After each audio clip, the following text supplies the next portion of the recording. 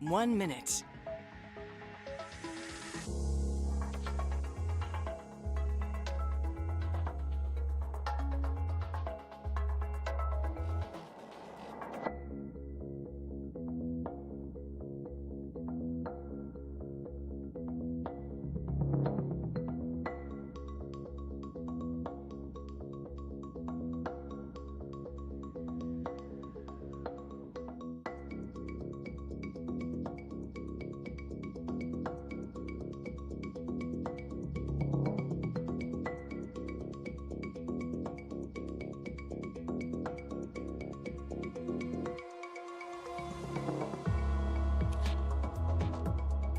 The Editor-in-Chief is live in 10, 9, 8, 7, 6, 5, 4, 3, 2, 1. Okay, welcome to the program. You're with the Editor-in-Chief and we're live. It's great to have you company this morning. Could you live in a shoebox? Would you buy one? Would you buy one of these shoebox apartments? The government's move to allow developers to once again build tiny apartments is being slammed by some building experts, and they say it will lead to people living in squalid conditions. Not great. The rest of the world lives in them, so why are we so precious? Should we live in these things? I'm Duncan, Garner. Welcome to the program. The open line is 0800 863 293. You can text me 3598. It comes to me direct. Jump on the YouTube and TikTok, all these things here. Leave a comment. 0800 863 293. You can text 3598. It's news time. And here is Deputy News Editor. It is Grace Cocker. One person has been taken to hospital with stab injuries following an assault in South Auckland. Police say they were called to Subway Road in Papakura just before 8 last night. A scene examination has taken place and officers are looking for those responsible. The Left Bloc has surged to the top spot in the second round of French elections. The unexpected upset stops Marine Le Pen's party from running the government. Hard left leader Jean-Luc Mélenchon says it's a magnificent result. The united left will rise to this historical occasion, and it has scuppered the trap which was set. Cost pressures are building for grocery store suppliers. Infometrics Foodstuff's latest index shows the price of around 2,000 items increased from May to June. Principal economist Brad Olsen says global shipping costs are climbing. There's been a re-acceleration there because of geopolitical instability.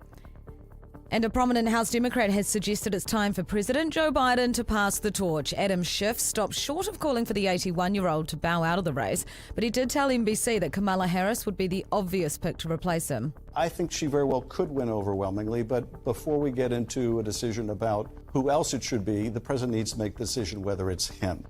To sport, where Lulu Sun is the first New Zealand women's tennis player to reach the Wimbledon quarterfinals. No, she has it. And now we see what it means. The 23-year-old from Tianau's beaten Emma Raducanu in 3 sets on TVNZ+. Soon will face Croatia's Donna Vekic in the last 8. To Formula 1, Mercedes driver Lewis Hamilton's won the British Grand Prix for a 9th time. And Lydia Ko, Ryan Fox and Daniel Hillier have been confirmed to represent New Zealand in golf at the Paris Olympics. That's News and Sport. All right, thanks, Grace. The All Blacks, just one quickly, we'll talk about Lulu shortly. The All Blacks, the collar. What do you make of the jersey? I didn't mind it. Really? I don't really care about what they wear. You, If they make, wait, that sounded weird. That sounded It's a bit weird. unusual. Sorry, that's so weird. No, I mean, I liked it. I thought it was like a bib. I didn't lose sleep over it. No, I that's don't for lose sleep sure. over it. I just think they could do better. It's like a group committee's organised it. Yeah. Too much thought into it. Yeah, true. I can see that. But then I think I get more invested when they change up uniforms like the Super Rugby. You like the tops And they coming off. change... Is that what you're saying? No, of course not. I would never say that. I would never say that. Okay. All right. Thanks, Grace. Garner. Okay, so let's look at these building plans. Government plans to allow developers to build shoebox apartments with no minimum floor area or balcony requirements are being slammed by building experts. The government is set to remove restrictions and make it more attractive to build houses, townhouses and tiny shoebox apartments. So the restrictions come off. In the first part of this year, almost 10,000 new migrants a month were making their way into Auckland. Yet just 1,600 homes every month were completed. They got the final certificate. But AUT's Professor of Construction, John Tookey, says the small apartments could generate some absolutely squalid living conditions, he says. He joins us now from sunny Rarotonga to tell us how it's going to affect our cities. John, sorry to bother you on your holiday, mate, but g'day and good morning. What do you make of these plans? Well, the devil's going to be in the detail with all of this sort of stuff. Obviously, how much is it going to end up really being a micro apartments, tiny shoebox type things? Is there a sufficient elasticity in the interest in that particular market space for investors to actually invest in that construction process? But I think the package of all of these various different measures, including the sort of elimination of the town oblique rural boundary and all this sort of stuff, has all sorts of potential problems associated with it, primarily infrastructural. With the I'll stay with the apartments for now, but I do want to get on to another couple of issues there. But the apartments, how small could they go? I mean, I used to live in a 55 square metre apartment in Wellington. It was fine. It was designed pretty well.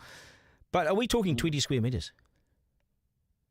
I think it's not likely to go that small, but worst case scenario, if you've ever been to any of the major sort of development areas, the likes of Mumbai and Shanghai and Beijing and all these sorts of, and Hong Kong and so on, you have these tiny apartments, and you end up with a scenario, if you let it go that way, it's literally one room living, where you're going to cook, you're going to eat, you're going to sleep, you're going to go to the toilet, you're going to be having a shower, you're going to be doing all these things literally in a single space, and it can be absolutely appalling. Yeah, well, New Zealand's a country of 5.2 million people. Is it really necessary to build like this? I mean, do we really need to build like this? This is not Bangladesh, as you say. It's not Mumbai. This is not Southeast Asia. This is New Zealand. Is it absolutely necessary? I'd argue probably not. But at the same time, what you've got to recognise is the fact that there's always going to be a market for literally the minimal necessary to be able to get onto the housing market and get into a situation where you're actually owning a mortgage and doing all those sorts of things.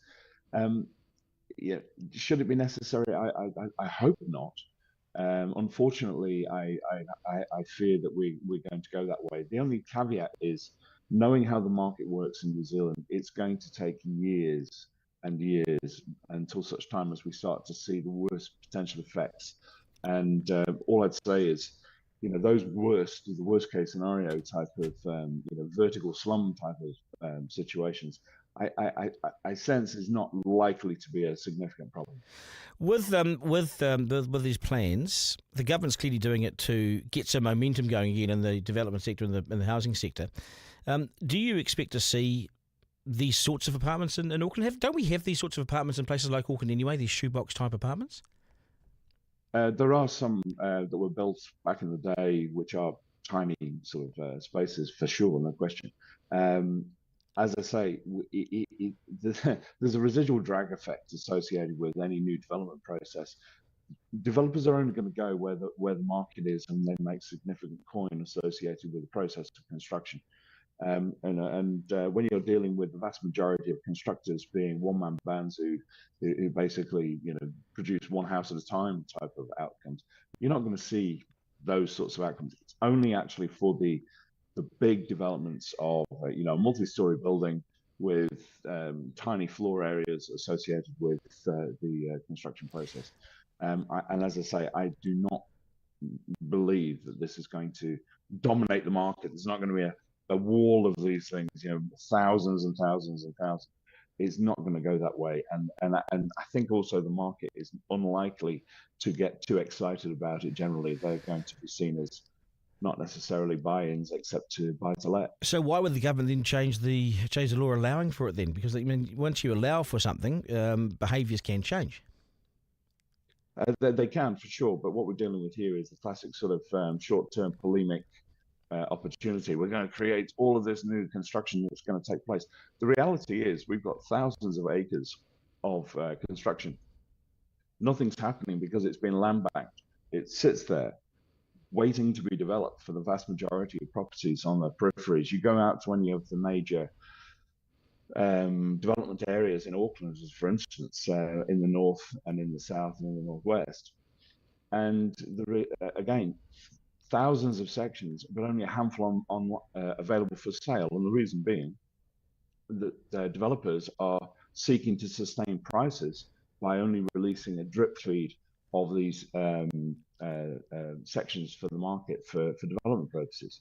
So, the market is being manipulated across the board. And I do not see that we're going to see this wall of development, because it presupposes that there's going to be a developer step in, front end this, and actually seek to make millions, whatever. That land banking, that land banking. Is there anything the government can do about that, or successive governments? Because we've struggled to get on top of that. And land banking basically means that the developer sits on it, keep the prices up, and releases it gently and quietly and when they like, and that just keeps prices up. It sustains the crazy sort of figures. Can you do anything about it? Yeah, you can introduce what we call a use it or lose it clause, where it's a case of, okay, you've got your consent on this, you've got to use it within a particular time frame in order to be able to maintain it, and if you don't use it, then you're going to have to reapply for it. And that introduces a censure on the developer to make sure that they actually use it, or otherwise they're going to have to pay again for it. So it is possible to do these things if there's a willingness. But again, you're presupposing that government's going to be keen on being, I don't know, what's the word, innovative, and thinking ahead of the market and what have you. And historically, we've had multiple governments who've failed to do this. Yeah. The changes overall, though, what's your take on it? They really are trying to remove restrictions, fast track legislation coming as well. They really are trying to move the market, aren't they? Well, they're having a go. Okay, give it a nudge, knock yourself out, as they say. But the thing that stops development going forward is actually the infrastructure associated with supporting these new peripheral zones that are going out to the edge of the cities.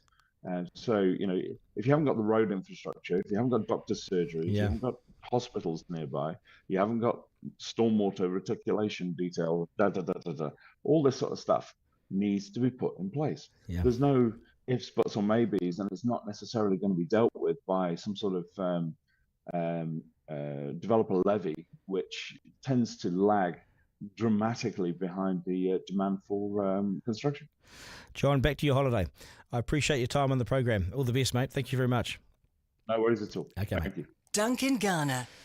Okay, 0800 863 293. Would you buy one of those apartments, one of those shoeboxes? I mean, if you don't want to make changes, then don't change the laws. The laws change, the restrictions come back, and therefore you can build a 25 square metre apartment. Who'd live in that? Forrester, lots of feedback coming in. Yes, I'm Forrester today. Hello. Yes. Yeah, Forrester. There's plenty of feedback. We already have slums in New Zealand, says Octo Dad Marty Richards. Have a look at people living in garages, tents and crappy sheds. Now, I tell you what, I love my hometown of Gisborne, but being back there over the last week, it is getting progressively worse. Why? What's happened? There's a whole lot more homeless people now than there ever used to be. You see it everywhere now, don't you? Yeah, you do. And the living situations.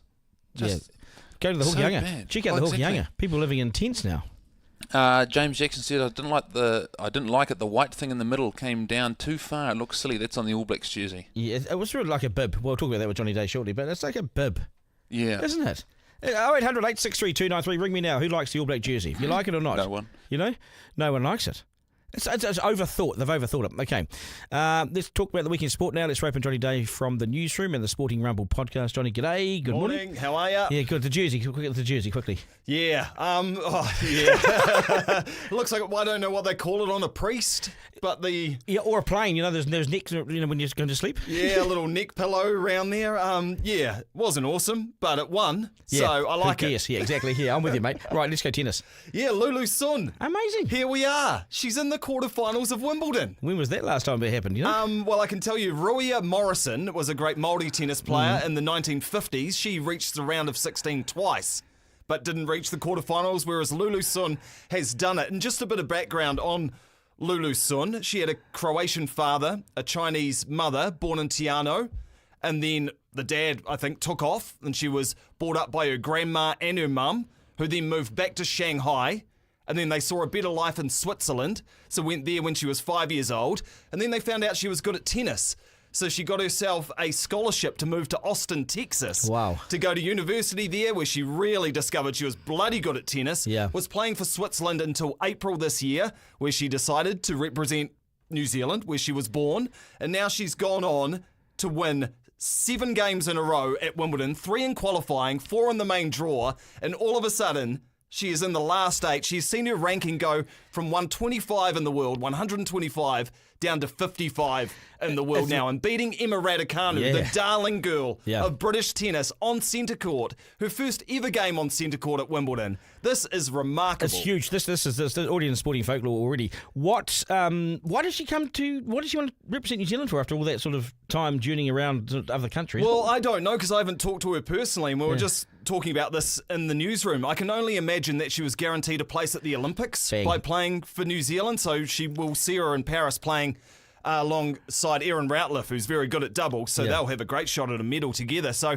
I just think maybe a little bit of money from New Zealand tennis. Maybe, and the Olympic opportunity made her go, hell yeah. Because we'll take her. We'll take her. Oh, definitely, because Switzerland, like Martina Hingis, Roger Federer, Stan Wawrinka, they've got some great tennis players, but she wanted to choose us, and we are very glad to have her. She's in a rich vein of form. Right, the All Blacks, I don't care how we win as long as we win. Rich vein of form. She gets $782,000 for making it this far. There we go. That was worth it all the while, wasn't it? Yeah. ABs. I'm pleased with the win. It's a great win. Robertson is so authentic. I love the change. It's great. Yeah, and there was no bullshitting, was there? No. Afterwards, it was like, man, we're relief. And we were all relieved sitting on the edge of our seats. And I love how he did all this mental training with Kerry Evans, the mental strength guy. And he's just like, that all went out the window. I was banging the walls and marching around. Oh, mate, we all were. And that last penalty as well was like, oh, geez, really? A penalty for us? Okay. Yeah, wow. We'll take it from the Georgian referee, who Damien McKenzie clearly didn't understand either while he was lining up that penalty and got done for time wasting. We've been here before, though, with the Aussies, haven't we? So that happened to Bernard Foley. And it had drastic results for them because they actually lost from there, whereas we held on and went on to win. The positives, our scrum was very good. Ethan de Groot is a weapon. He is sensational. Artie Sevilla is still the best player in the world. He was great, as was Sevu Reece. I thought those two Reece was great. were standouts for us. But on the downside, game management. Just before half-time, you're 3 points up. Don't run the ball in your own half and give away a penalty. Made it 10-all at half-time. Harebrained stuff. And our line-out, very shaky. Mara Itoje, and you mention it all the weeks building up. You said we were too short. Yeah. Is this an issue? Well, it is, Duncan, and you were right. Yeah. Well, it's not hard to be right on that one, though, is it? Because we've got to have a short line-out. So what do? Have we got tall timber? Well, not really, apart from when we saw Tupou Vaa'i come on the field and we saw Finau leave. So unless you want to play Scott Barrett, our captain, and a very good lock on the blind side, or Tupou Vaa'i on the blind side where he doesn't play either, we're going to stay short. So I don't think Robertson's a makeshift guy. I think he likes to put guys into the right positions. Yeah, exactly. So I just think the calling needs to be clearer. Everything just needs to be a little bit quicker. I think England very good at slowing the game down because their big, brutish forward pack needs a bit of a breather, whereas we want to really speed things up. So if we're going to get faster to the line out, faster calls, and just get that ball in. God, can the game get any faster? I mean, their rush defence was good. I mean, it was so good. Let's not take anything away. England's a very, very good side. For us to beat them in our first outing, remember they're coming off a season, it's good for us. Well, we'll take it rather than a loss, won't we? And we've got it. This is something that's been plaguing All Blacks teams since I've been watching, really, or since the professional era. Is this rush defence that comes in from the outside in, and South Africa does it to us all the time, and England's doing it to us now, and we just can't find a way around it. What's the way around it? I mean, if there was an easy way, we would have done it by now. Well, the kick pass worked well to Sevu Reece for that try from Damien McKenzie, and we didn't use it again. Yeah, I wonder if Talia might be an option here too, because he's good, isn't he? Potentially, but we tried the kick pass in 2019 a lot in that semi-final when we got beaten by England. So they're a clever team. We'll make adjustments. They'll make adjustments. We haven't lost at Eden Park for 30 years, Duncan. I know. Is Rieko Ioane in trouble in terms of his spot? Yeah, potentially. I think so. Probably not. The All Blacks coaches won't drop a guy like Rieko going into their second test. They want to keep him on side. But I like Anton Leonard-Brown. I just think with a rush defence, very good with ball in hand, and he'll find the right options. So I'd make that change, but I don't think the All Blacks select this well. Warriors a bit hard done by, but tough for them. Very much so. I mean, Jamin Salmon's been banned for 2 games already for that late shot on Tamari Martin with 5 minutes to go. Scores were locked. They would have kicked that penalty and probably won the game. So we're going to get an apology from the NRL referees boss, Graham Annesley, today. Too late. You don't want that as Warriors fans. How many times do you go through this? Yes. You want the points, mate. Mate, exactly. Give us the 2 points because, it's looking pretty tough now to make the 8. 3 points behind with not too many games remaining. I reckon it's a stretch now. Yeah, and it sucks on that note because it was a brave effort against the Doggies. It was finals intensity, that game. And Mitch Barnett, great to see him picked by New South Wales. He's into the 17 to make his Origin debut next Wednesday. So he should. He was unbelievable for the Wires. 50-odd tackles, 200 metres run, and played almost every minute of that Golden Point game. I think you picked up on that right. He's the player of the year for me, for the Warriors. Yep, I would completely agree. He is a hard bastard. He is I a hope hard he bastard. doesn't play well for New South Wales because I'm a Queensland fan. What else you got? Much else? Motorsport. Shane Van Gisbergen won yesterday in Chicago again in the Xfinity Series. This is the place he won on NASCAR debut and shocked America last year. He's back there in the NASCAR Cup race that starts at 8:30 this morning. So all the best to the Giz. And Lewis Hamilton won in Formula One for the first time in 3 years. He's back as well. You're never going to keep him down, though. No, extremely emotional after the race, hugging his dad. 9th time he's won the British Grand Prix. And he said afterwards he thought he was done a few years ago and wanted to give up. Yes. But he said as long as there's that inkling of hope he can win races, then he'll continue, and he has done it this morning for Mercedes. Of course, he goes to Ferrari next year. You're a good man. Appreciate it. Good stuff, Tony. Okay, 0800 863 293 is the number. 22 years ago, a young Rob Wilson started selling waders from his parents' garage. Within a couple of years, the hunting and fishing enthusiast had set up Hunter's Element. You'll know the stuff. I've got some stuff at home. Making gear for Kiwis going hard in the bush. I use it on the boat too. I know the gear. I wear the stuff when I'm out fishing. Today, his company is celebrating 2 decades of success, employing over 40 people, exporting around the world, and basically going gangbusters, is what we're saying. Now they've got their eyes on the US market. Not bad for a bloke who started in his parents' garage, eh? Rob joins me now. G'day, Rob. Nice to have you on the program. Yeah, good morning, Duncan. Good to be here. Yeah, congratulations. We should do more of this stuff too, celebrating New Zealand businesses, because I just don't think the media does enough of this, to be honest, and I think we need to celebrate it. So well done. Yeah, thank you. How tough has it been, because you're up against the world, when it comes to making kit like this, and there's China and all sorts. How do you do it? Well, you just got to keep pushing on forwards, innovating, carving out your niche, thinking, what are you doing different? Why are you doing it? How does it elevate the hunter's experience in the field? And by focusing on those things, you create a truly unique product that's innovative and people want. What was your first big break? When was the first big move that you knew? Because a lot of small businesses failed in the first few years. So what was it that you cracked success early? What was it? Well, right back at the beginning, we started out in neoprene waders and really took, in the first sort of 12 months, became the leading supplier in New Zealand for neoprene waders. And we just sort of continued to grow, really.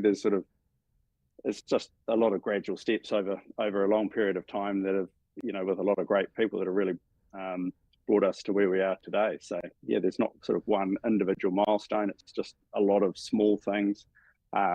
Probably a major point of difference that was huge for us was when we really embraced a whole shift towards our sustainability journey.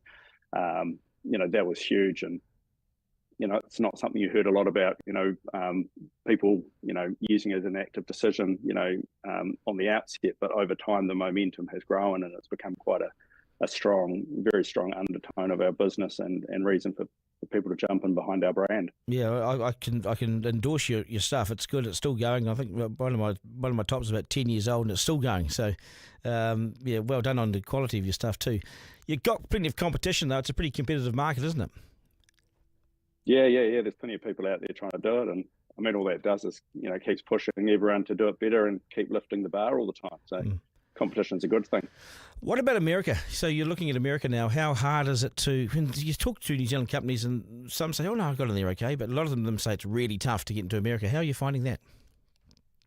Yeah, well, we're just right at the early stages of developing a really tight go-to-market plan. Identifying our niche that we want to go after and working through that. That's definitely tough. But going in there with a really tight plan, and not trying to do everything all at once, I think is the key part to getting in successfully over there. Where do you make your stuff? Where does it all get put together? So we design everything here in Wellington. We have a design team here, and then we get everything made over in China. We use materials from Taiwan and China and a little bit out of Japan as well. And so you got New Zealanders over there, or you employ locals over there, do you? Locals over there. Yeah, it really is the it's got the full infrastructure over there to be able to do this kind of high performing technical product very well now.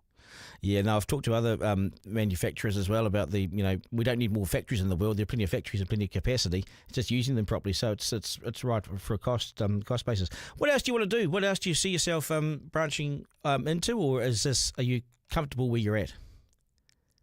Yeah, we really enjoy where we're at. We're currently next year we'll be launching a purpose engineered rural workwear line under the Hunters Element brand. So that takes our heavy duty sustainable focus, and we want to overlay that into a new level of comfort and performance for the farmer. Well, hey, good having you on the program, and all the very best with your next ventures and everything. Go well. Yeah, thank you. Cheers, Duncan. Okay, cheers. Duncan Garner, live. 0800 863 293. McGruff said to me, Duncan, the Warriors very unlucky. And James has said, Duncan, always knew it would be a close game, the All Blacks. I've been saying to my family all week that they would win, but it would be less than 5 points. Well, you picked it quite right.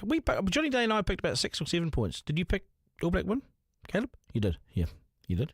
That's good. Duncan, it looks like a blouse, says Tooks. It does look like a blouse. It's exactly what it looks like. I agree entirely. It looks exactly what the All Black jersey looks like. 0800 863 293. 3 questions from the Editor-in-Chief. 1. At number 1 today, anyone see 3 News on Saturday night? Their new bulletin made by Stuff.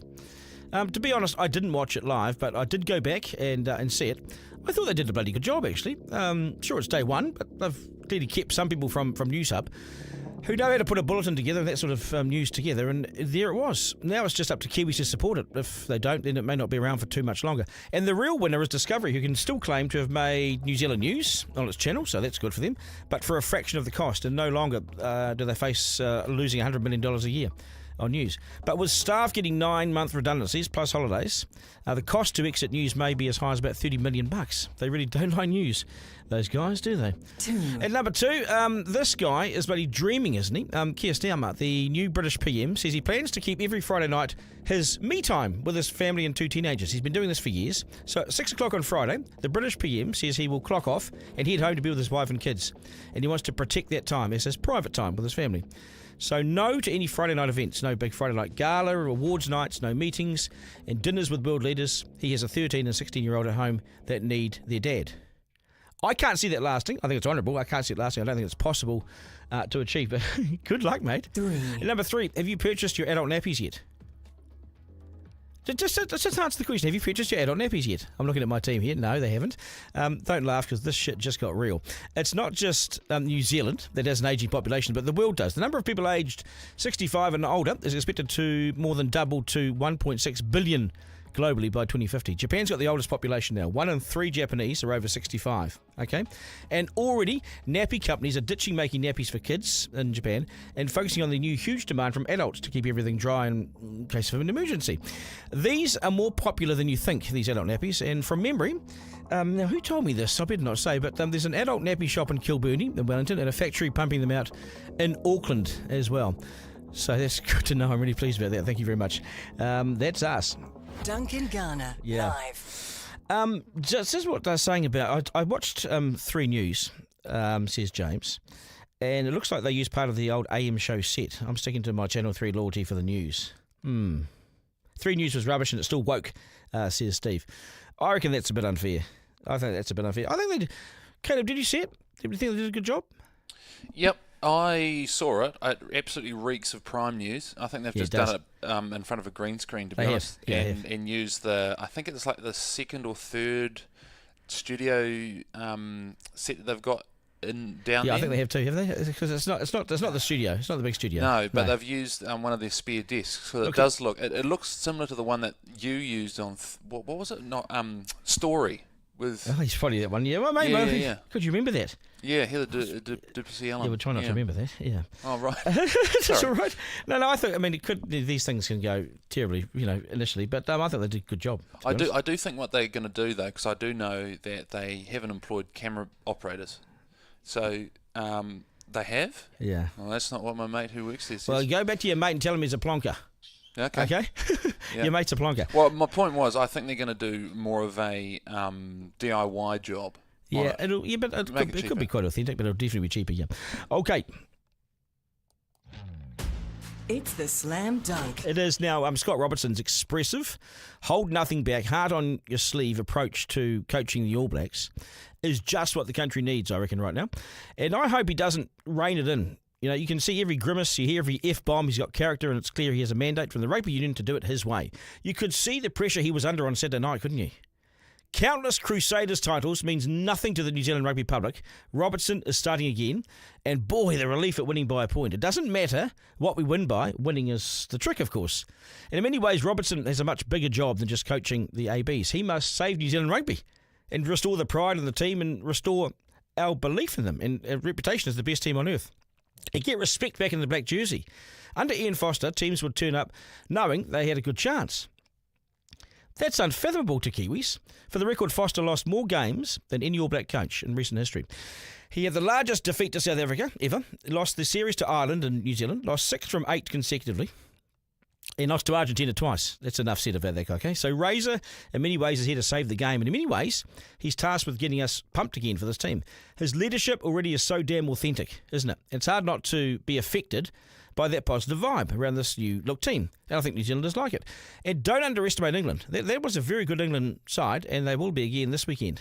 They're not shying away from this New Zealand tour with a bunch of easy beats. They turned up to beat the stuffing out of us and didn't do so. And we got home just.